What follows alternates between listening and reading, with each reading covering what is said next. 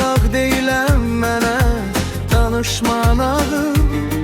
Məni doğru olduğuna inandırmaq istəyirsən, daha bəsdir sus, mənə danışman ağır.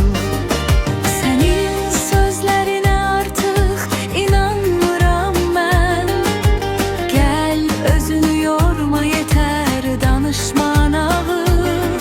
Daha yalan sözlərinə aldanmaram mən. Dayan birazca abır, həya et, söyləmən ağır.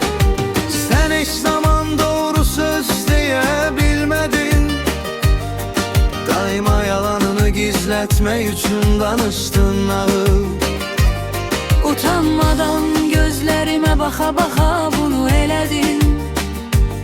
Sanki uşaq kimi aldattım, danışdın ağır.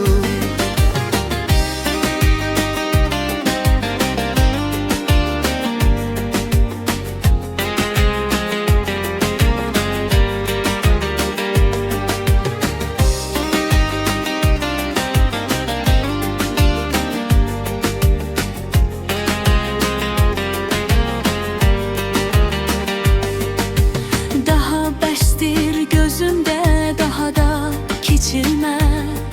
Artıq sənə inanmıram, danışman ağır. Sən mənim xoş sözə aldanacağımı düşünmə. Dayan, özünə hörmət et, danışman ağır.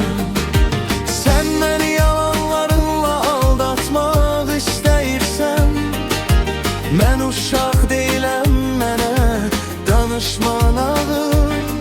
Məni doğru olduğuna inandırmaq istəyirsən, daha bəsdir sus, mənə danışman ağır.